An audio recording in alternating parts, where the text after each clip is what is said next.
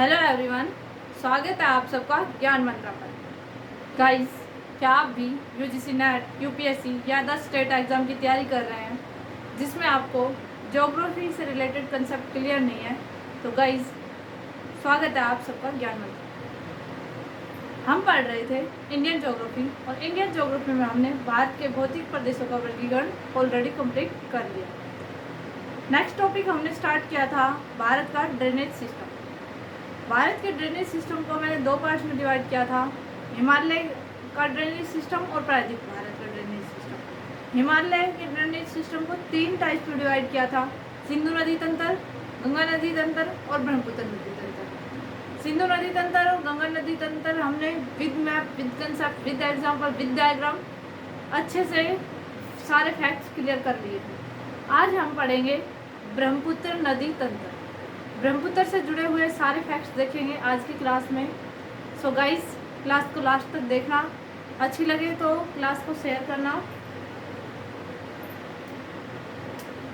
ब्रह्मपुत्र नदी तंत्र। ब्रह्मपुत्र नदी एकमात्र ऐसी नदी है भारत की जिसका नाम पुरुषवाचक नदी है। ब्रह्मपुत्र नदी तंत्र। ब्रह्मपुत्र नदी और नदी तंत्र, इसमें थोड़ा सा हुआ है कि इसमें मतलब कि और भी इसकी सहायक नदियों का ऐड कर दिया जाता है तो ये नदी तंत्र बन जाता है। अकेला जब हम किसी एक नदी की बात करते हैं तो उसको हम बस इतना बोलेंगे ब्रह्मपुत्र नदी। ठीक है। ब्रह्मपुत्र नदी की लंबाई, इसकी लंबाई है 2800 किलोमीटर। कितनी? 2800 किलोमीटर।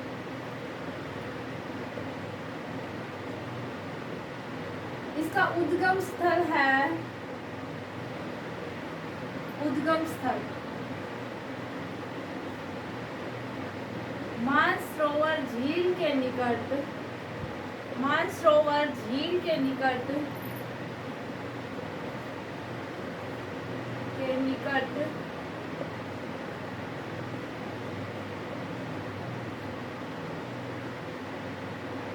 चेमयोंगदुम। चाइनीज सा नाम लग रहा है ना, चेमयोंगदुम। हाँ, तो ये चाइना से ही निकलती है। चेमयोंगदुम ग्लेशियर, चेमयोंगदुम ग्लेशियर से निकलती है।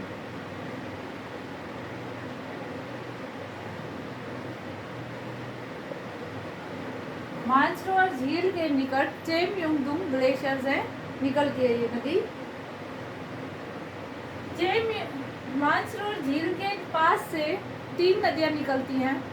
फर्स्ट सिंधु, सेकंड सतलुज जो राजस्थान से निकलती है, और थर्ड ये ब्रह्मपुत्र जो चेमयोंगदुम ग्लेशियर से निकलती है। चीन के अंदर इसको क्या कहते हैं? चीन में इसको सांगपो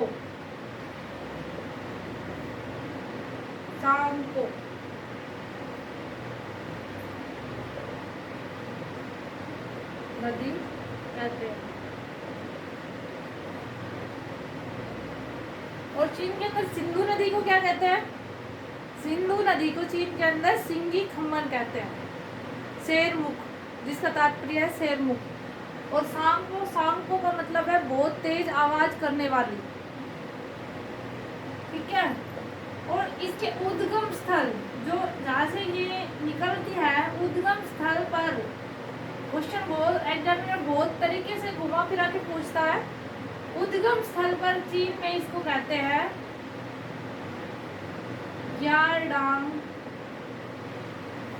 जांगपो, यारडांग जांगपो। उद्गम स्थल पर यारडांग जांगपो कहते हैं। उसके बाद इसको सांगपो कहते हैं। ठीक है, इतना क्लियर हुआ। लंबाई है 2800 किलोमीटर। उद्गम स्थल है मानसरोवर झील के निकट चेमयंगदुंग ग्लेशियर से निकलती है। चीन में इसको सांगपो कहते हैं और जहाँ उद्गम स्थल है वहाँ पर इसको यारडांग जांगपो कहते हैं। ठीक है,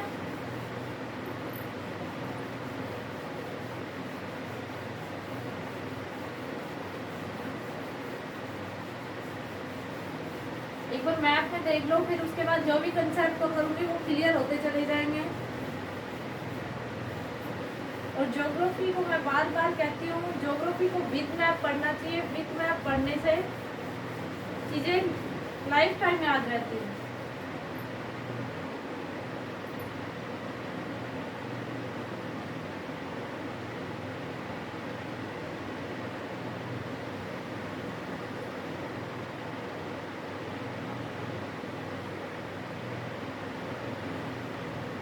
ठीक है, ये इंडिया का ईस्टर्न पार्ट है और यहाँ है चेमयंगदुंग ग्लेशियर, यंगदुंग ग्लेशियर। ठीक है, यहाँ से निकलती है ब्रह्मपुत्र रिवर और यहाँ निकलते इसको ब्रह्मपुत्र नहीं कहते। ब्रह्मपुत्र कहाँ कहते हैं वो भी मैं आपको बताऊंगी। यहाँ पर इसको कहते हैं यारडांग जांगपो। जब ये चीन के अंदर से बहती है तो इसको कहते हैं सांगपो। सांगपो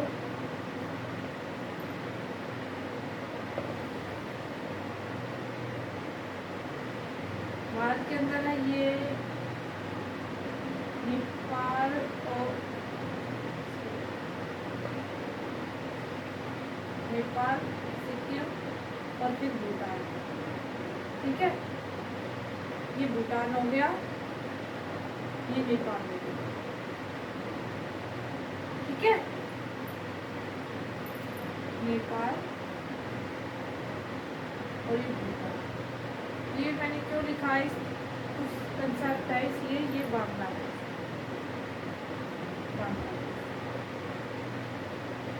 ठीक है। भारत में प्रवेश करने से पहले और भूटान के पास से निकलने के बाद, यानी कि यहाँ से आगे, भूटान से जब ये आगे गुजर जाती है, यहाँ इसको क्या कहते हैं, इतना भूटान को क्रॉस करने के बाद ब्रह्मपुत्र नदी को क्या कहते हैं, सिहांग। क्या, सिहांग नदी, सिहांग नदी। और जब ये भारत में प्रवेश करती है तब इसको क्या कहते हैं, जब ये भारत में प्रवेश करती है अरुणाचल प्रदेश में, तब इसको कहते हैं दिहांग, दिहांग नदी। जब ये भारत में प्रवेश करती है तब इसको दिहांग कहते हैं। भारत में प्रवेश करने से ठीक पहले इसको सिहांग कहते हैं। और ये जब भारत में असम के डिब्रूगढ़ के पास पहुंचती है, डिब्रूगढ़ के पास पहुंचती है, और इसमें एक लोहित रिवर है, छोटी सी लोहित रिवर आकर मिलती है, तब इसको कहते हैं ब्रह्मपुत्र। अब डिब्रूगढ़ से आगे है ये ब्रह्मपुत्र, ब्रह्मपुत्र नदी, ब्रह्मपुत्र नदी। अब समझ आया ब्रह्मपुत्र नदी, इसको ब्रह्मपुत्र कब कहा गया, जब ये डिब्रूगढ़ के पास पहुंचती है, लोहित नदी इसमें मिलती है, तब इसका नाम ब्रह्मपुत्र पड़ता है। ठीक है,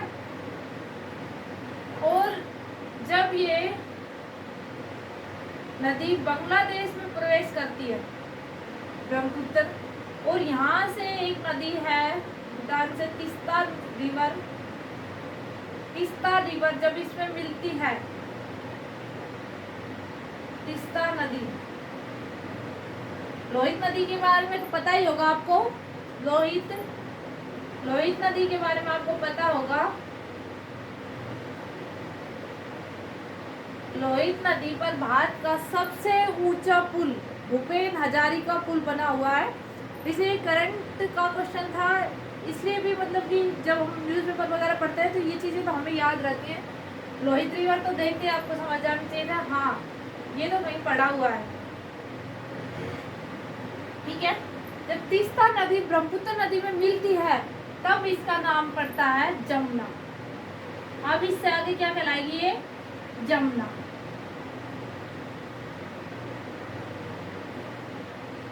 अब इससे आगे क्या कहलाएगी? जमुना। और जब गंगा नदी के ट्रिब्यूटरी बांग्लादेश में आती है उसमें ये जमुना मिलती है तब ये कहलाएगी पद्मा, ठीक है। और इसके बाद ये जब बंगाल की खाड़ी में गिरने लगेगी उससे ठीक पहले इसको कहेंगे मेघना। देख लो, अकेली ब्रह्मपुत्र नदी के कितने नाम हैं? अकेली ब्रह्मपुत्र नदी के कितने नाम हैं? और यहीं से आपके कम से कम 10 क्वेश्चन क्लियर हो गए होंगे। किस ग्लेशियर से निकलती है, निकलते समय इसको क्या नाम है, उससे आगे चलने के बाद क्या नाम है, भूटान को क्रॉस करने के बाद इसको क्या नाम, किस नाम से पुकारा जाता है, भारत में एंट्री करने के बाद इसको किस नाम से पुकारा जाता है, ब्रह्मपुत्र इसको कहाँ पर, किस स्थान पर आने के बाद इसको ब्रह्मपुत्र नाम दिया गया, और उसके बाद इसको जमुना कब कहा गया, कौन सी रिवर इसमें आके मिली तब जमुना कहा गया, उसके बाद इसका नाम क्या है, बंगाल की खाड़ी में गिरने से पहले इसका नाम क्या है। तो ये सारे कंसेप्ट, कोई भी चीज़ पढ़ो कंसेप्ट से पढ़ोगे तो एग्ज़ाम आराम से क्वालिफाई होगा, इसलिए कोई भी चीज़ हो कंसेप्ट से पढ़ना जरूरी है। सो गाइस, इतना समझ आया ब्रह्मपुत्र से रिलेटेड ये फैक्ट्स। और एक और इम्पोर्टेंट चीज़ है, ब्रह्मपुत्र नदी में यहाँ पर एक बहुत बड़ा नदी द्वीप है जिसका नाम है माजुली द्वीप, भारत का एकमात्र नदीय द्वीप। मानते हैं महासागर के अंदर द्वीप होते हैं, किसी ओशन के अंदर, किसी सी के अंदर भी, सागर के अंदर भी द्वीप मिल जाएंगे, लेकिन नदी के अंदर द्वीप मिलना बहुत बड़ी बात है। और ये पूरा माजुली द्वीप है, ये पूरा का पूरा अरुणाचल प्रदेश का एक डिस्ट्रिक्ट है माजुली द्वीप। तो देख लो कितना बड़ा द्वीप है, वो एक जिला है, ठीक है। अब ये मैप से समझ आया, अब इसको नोट करवा देती हूँ, इसको नोट करो। कुछ सम फैक्ट्स जो नोट करने के हैं।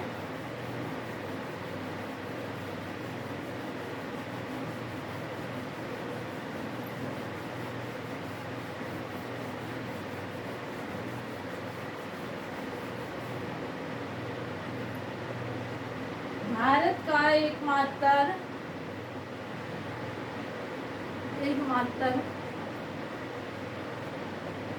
नदीय द्वीप कौन सा है? माजुली।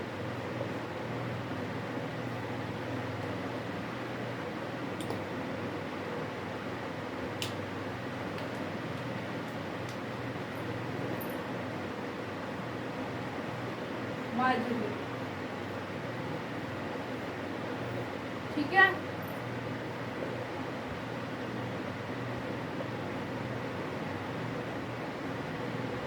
ब्रह्मपुत्र किस स्थान पर ब्रह्मपुत्र नाम से जानी जाती है? इसका आंसर है डिब्रूगढ़।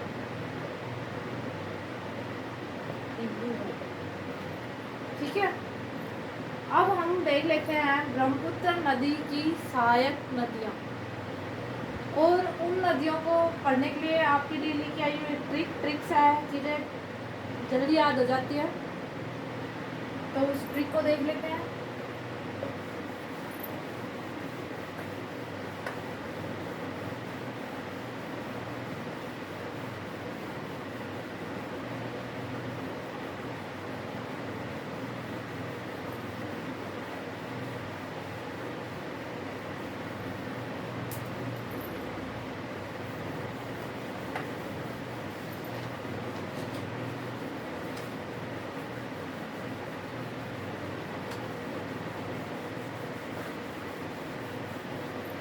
क्या है ट्रिक ब्रह्मपुत्र की सहायक नदियों की ट्रिक?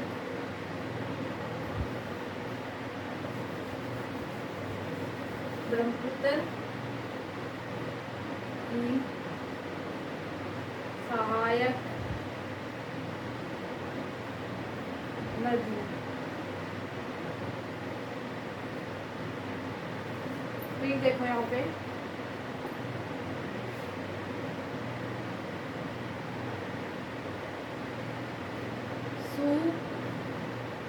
सुबह जब सुबह जब पप्पू मन से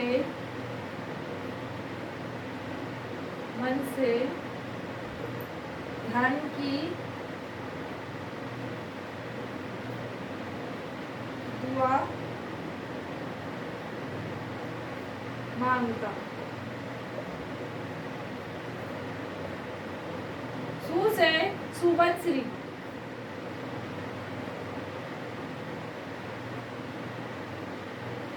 सु से सुबनश्री नदी, बै से बराक नदी, एक छोटी सी नदी है, बराक अरुणाचल प्रदेश में बहती है, बराक नदी। जब से जिया भरेली,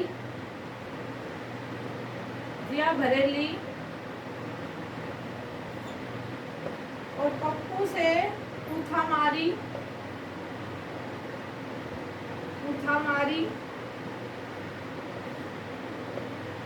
मन का यहाँ कोई कंसेप्ट नहीं है। से सेनाई, से सेनाई। देखो यहाँ पर ट्रिक से 5 नदियाँ याद होगी ना। सुबह जब पप्पू मन से धन की दुआ मांगता है, सु से सुबनश्री नदी, वै से बराक नदी, जब से जिया बरेली नदी, पप्पू से पूथामारी नदी, और से सेनाई नदी।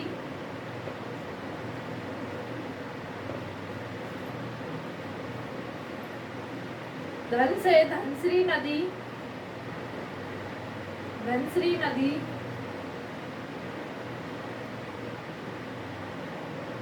वै से धनश्री नदी, ई से काठाखल नदी, दुआ से धुलेश्वरी,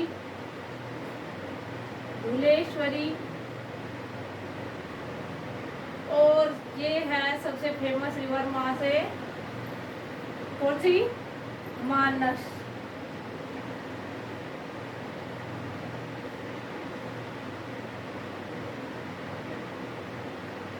मानस रिवर यानी मानस नदी, जो काजीरंगा राष्ट्रीय अभयारण्य के बीच से बहती है, मानस नदी, असम में। देखिए यहाँ पे ट्रिक से आपकी ब्रह्मपुत्र नदी की सारी सहायक नदियाँ याद हो जाएंगी। सुबह जब पप्पू मन से धन की दुआ मांगता है, सुबनश्री, बराक, जब से जिया बरेली, पप्पू से पूथामारी, से सेनाई, धन से धनश्री, की से काटाखल, दुआ से धुलेश्वरी, और मानता से मानस नदी। सो गाइस, ब्रह्मपुत्र नदी का कंसेप्ट हुआ आपका क्लियर। अगली क्लास में करवाएंगे हम प्रायद्वीपीय भारत की नदियाँ। प्रायद्वीपीय भारत की नदियों के अंदर हमने 2 पार्ट्स में डिवाइड किया था, मध्य भारत की नदियाँ और दक्षिण भारत की नदियाँ। उनको भी हम विद कंसेप्ट ऐसे ही कोई अगर ट्रिक से याद करने की चीज़ें होंगी उनको ट्रिक से याद करेंगे। गाइस कि आपको अगर ये क्लासेस पसंद आए तो इनको शेयर करो, सब्सक्राइब करो, और मतलब कि कहीं डाउट होता है तो कमेंट सेक्शन में अपने डाउट पूछो। ठीक है, थैंक यू।